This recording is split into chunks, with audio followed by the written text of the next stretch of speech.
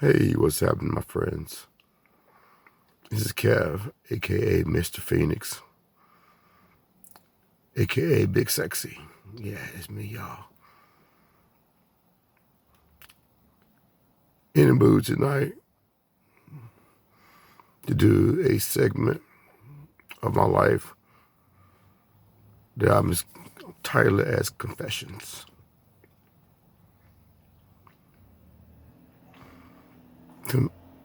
And see where I'm going to go with this.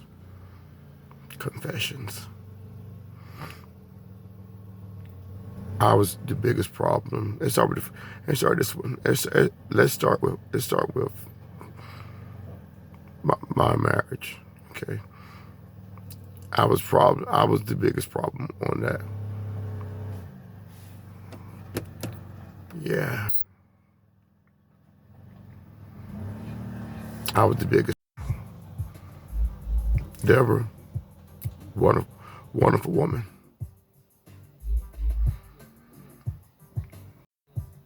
After that, next real relationship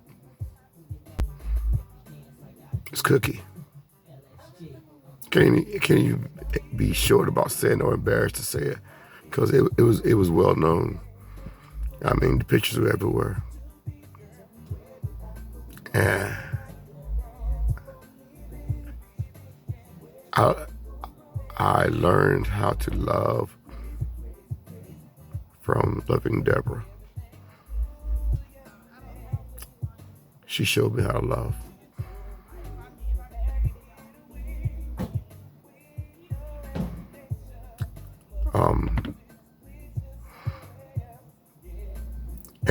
And the love she showed me was how to love deep, how to love somebody with all your heart. And I let her down on that.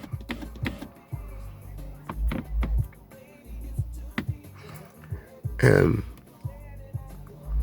she showed me tough love. You know, she was pushing me to do better and to do more. And at times giving me tough love, which is something that I gave to you from time to time. And the tough love being wanting more for you than you did yourself. I saw so much more in you. And you are more. You showed me that you are more, but I was pushing you for even more. I was protecting you, or at least I thought I was, from what I perceived to be the worst possible life you go through. And you took my fears and showed me your strength, and you went through them. It's too bad we didn't make it out. We didn't make it out the other end of it together. It's too bad of that, you know, because this segment I said is called Confessions, right? So my confessions are why I was pushing you away. I was pushing you away because, to me, I perceive my mom going through Alzheimer's death. It's Alzheimer's death. It's a slow death. I watched it for 12 years. Witnessed it for 12 years. For the first time, it really started to catch everybody's attention, or at least catch your mind, to the point that she passed away. And the last 5 years of her life were 5 of the 6 years that me and you were together. And year 2, 3, with us. I say with us, me and you together. I was carrying us, but at the same time, I knew you. I knew you had so much in you, and you could be a strong person within our relationship, financial wise, because that's all I was asking for at the time. Because it just seemed like so much was coming over me, financially and emotionally unraveling, because when I picked you up in Georgia, right then,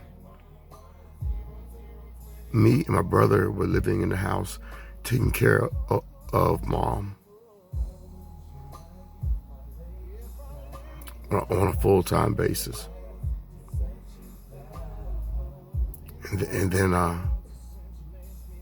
we tried our first run at a relationship, It's everybody's of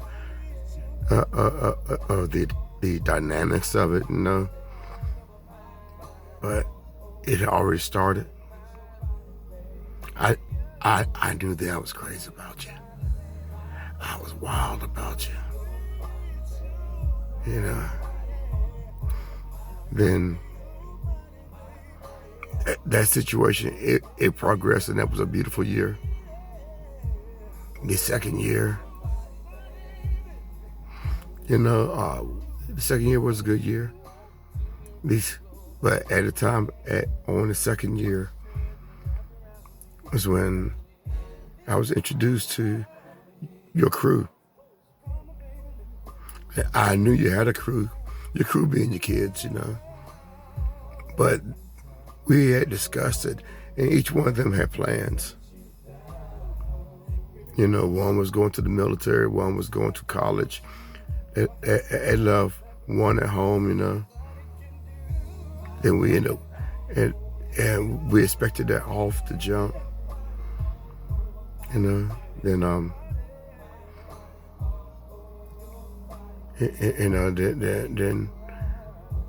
we took on a roommate, Montecito, and Montecito West Apartments. We took on roommate Dinah, and then her son, he and his girlfriend and kids, they came on board. And that was a financial stress. And it was a financial pitfall. God, we fell hard. But hey, you managed to help me find a different place. And we moved over there to Spring Forest. We had some great times at Spring Forest, remember? We had some great times, the big cookout, That was so much fun. The way we used to make love everywhere. Oh, God. We had so much fun there. And then that's when I noticed that my life was about to change with my mom there. I started having visions and dreams, and was seeing life turning into a holy hell. And we were going through financial hardships.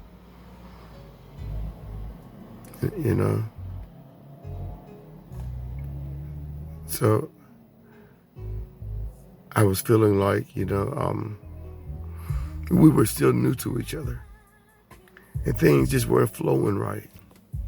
I knew I loved you, but I didn't know how we were gonna make it from day to day. Busting my ass. You're trying to be supportive, and you were there. You were definitely there. right there. You know, you were definitely there and had my back supportive. I thought I needed it. I thought I needed it financially, but you had it in a different way. I didn't realize that then, and I tried to run you off. You know, and the reason I tried to run you off was because what I perceived. What I perceived to be the worst life possible, you know, was to live through somebody's slow death. I didn't want to go through it. I didn't want you to go through it. I actually wanted you to go back to Georgia, to go back where your mom was. You know, I didn't want us to quit. I didn't want us to quit being together.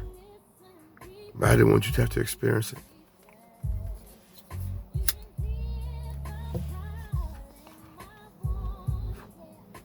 You know,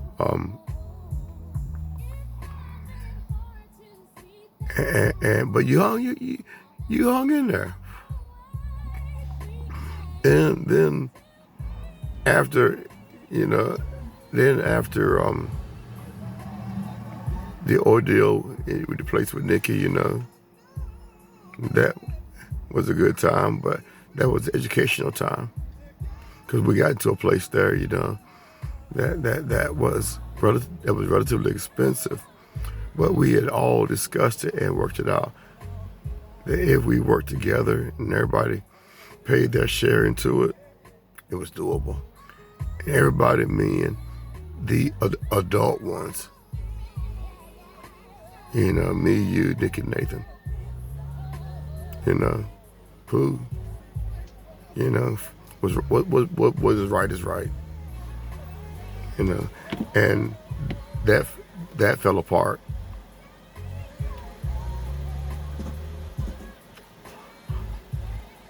You know, then finally, my mom got so bad off that she had to have us out there. She had to have us out there. And I tried to not take you, because I didn't want you have to experience that. I tried my best to not take you down there with my siblings. And, you know. But you were persistent. You know, that you were gonna be by my side, and I was wrong. You were persistent. That I was wrong, you know, but that was through, to me, a close to a living hell as I'd ever want to go through in my life, is to watch the person that give birth to you die. You know, that for me, that was traumatic. I didn't want to go through that myself. I didn't want you to go through it. I really didn't. You know,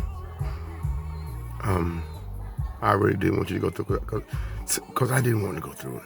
God, you saw how much I cried. I mean, for those that barely know me, to those that really know me, no, I don't shed a lot of tears. But the passing, as watching my mom pass, I shed a lot of tears. God knows I shed a lot of tears. I shed a lot of tears for many reasons. I shed a lot of tears for losing her. I shed a lot of tears for the life that we had not spent together. You know, I shed a lot of tears for what me and Cookie were going through. You know, I shed a lot of tears because I didn't know what I was going through. You know, I shed a lot of tears because I didn't know what my siblings were going. God, I wept every day. Believe it or not, I literally wept every day to hold my own sanity together. And not sure how good a job I was doing at that, God Almighty. So I wouldn't wish that on anybody. But to bring this full circle, was that I ended up losing somebody that I finally really loved. I mean, God. To lose somebody you finally really love. I lost two people that I finally really love. I finally really loved my mother. And I finally really loved Cookie. Tagger and his Agent Small, yeah. Yeah, I finally loved somebody that was living. But by then it was too late. I had to push you away. I apologize for that every day. I understand how you feel. I really do. But I take your heart down. You've put your foot down. You said you'll never forgive the past. I don't blame you. I don't blame you at all. Because you did everything you could. You did everything you could. And I commend you on that.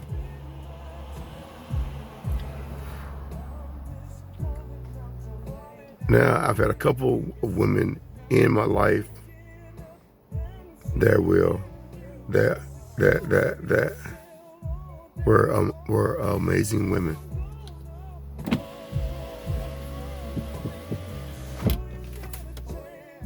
My grandmother was a amazing woman. All right. Okay. I'll at least leave that one on. My grandmother was an amazing woman. Her parents were sharecroppers. Which was right after the slaves were freed. All right. Her father got killed. Her mother died about somewhere in her early age, so she was raised by her aunt, my Aunt Tessie. Sometime or another, my grandmother quit school in the 6th grade.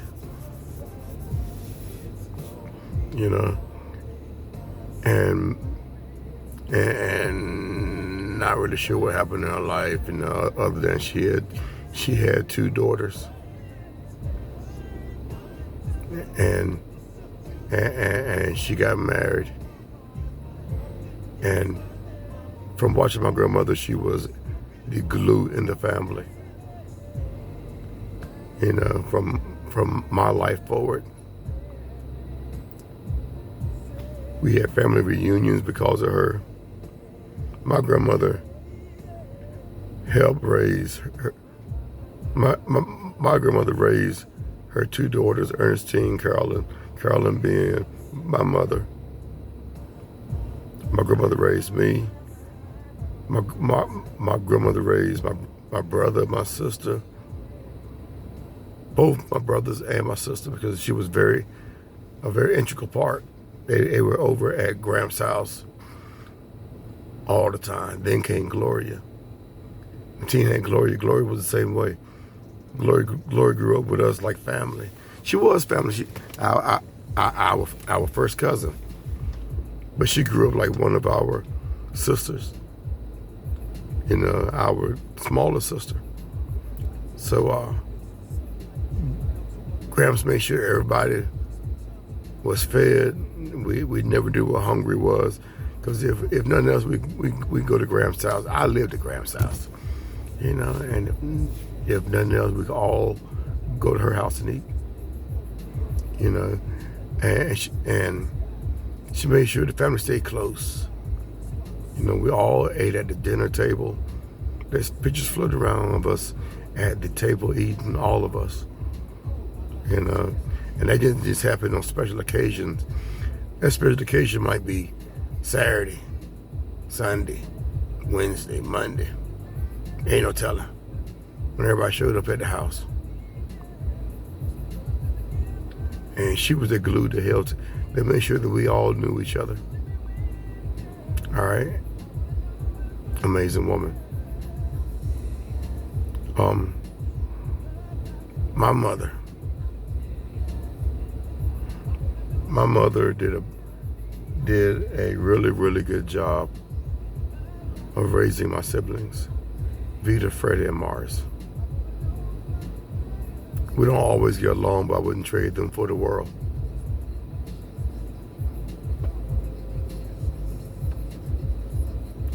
You know, we don't always get along, but I wouldn't trade them for the world. Love them to death.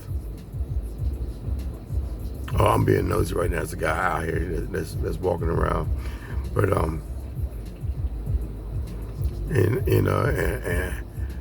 I didn't spend a lot of time with my mother. I didn't spend a lot of time with her the way I should have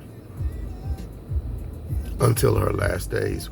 Well, some of the time we had a lot of times that were great fun, like when she went out on the truck with me. You know, she had a ball. I thought just watching her have so much fun was awesome. It was really awesome. You know.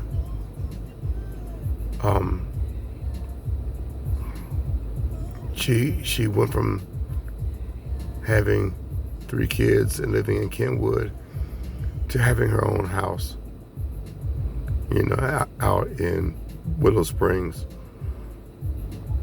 She went to being able to loan different ones money and help them out and bless them with different things through our 20s and 30s. And, you know, some of us until our 40s. You know, and was trying her best. Like I said, I was kind of a Hellcat myself. You know, I was gone. And then her and my wife though were great friends. Her and my wife were great friends. You know, let me say a little bit about my ex-wife. Wonderful woman, wonderful woman. I fucked up that one. Wonderful woman. Everything that I became at the height of my life was because of her. You know, materialistically, God, we did so well together. God Almighty, couldn't have done better. You know, I fucked that up. I really did. She loved me like no other woman has loved me. And I think she probably still does. You know, but that woman loved me. God Almighty. I fucked that up. Really, I did. I won't go into how. I won't go into detail, but I fucked that one up.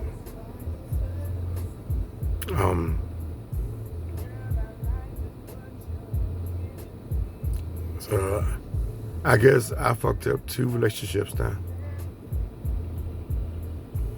One I was married to legally. I guess the second I was married to, but it wasn't legal marriage. Now, after 12 years of being separated, I finally got a divorce because I understood it finally. The confessions that I'm going through right now, I finally understood it. It finally all made sense to me. you know, and I got the divorce. And I always said, my siblings can quote me. I've always said, I even told Deborah this, I'll get a divorce when I find somebody else that I really want to marry. I would get a divorce when I finally found somebody I really wanted to marry. And I finally got a divorce. I finally got a divorce to somebody I really wanted to marry.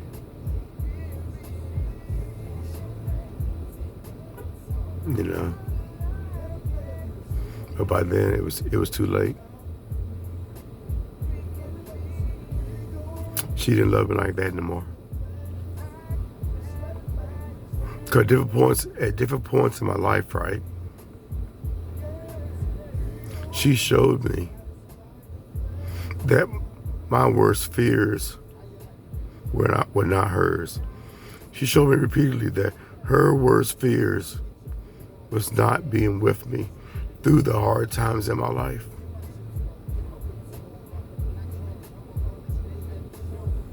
Those were her worst fears.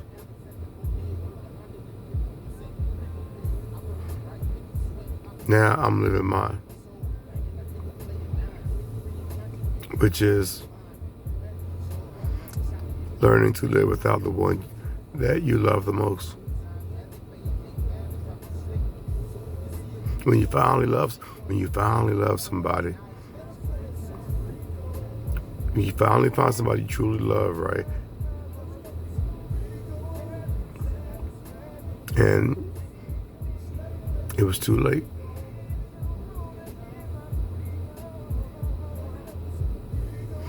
That's some deep shit, ain't it? That's some deep shit.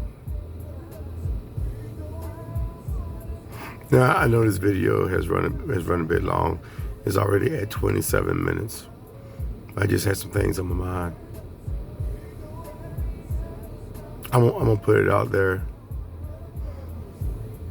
You know, I am who I am, you know. But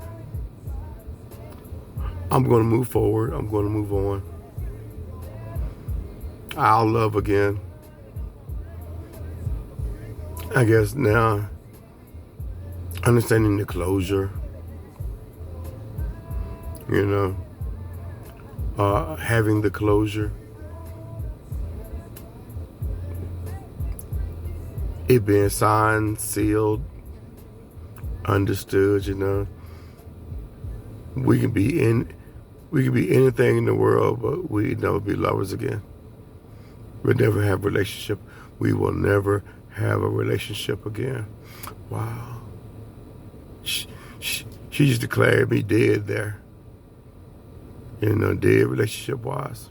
Wow. But it's cool. It is. It is. It is. You know, just like real life, folks die. You know. So I guess this is my funeral. This is my eulogy. This is my funeral. Relationship funeral. Yeah. All right. I ain't gonna smile no more. I changed my whole face that time. Oh, no, that's an ugly face in this lighting. This is more of this kind of lighting here.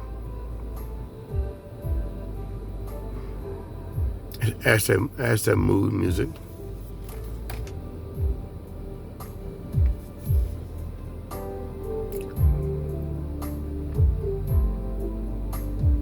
That's kind of mood this is. But look, on the real though, Cookie, yo, there'll never be another you. There'll never be another Deborah. There'll never be another Carolyn or Pauline. Fuck it. Let's give it the whole names. It is what it is. There, in my life, there'll never be another Adrian Small. There'll never be another Deborah Holloway Lassiter.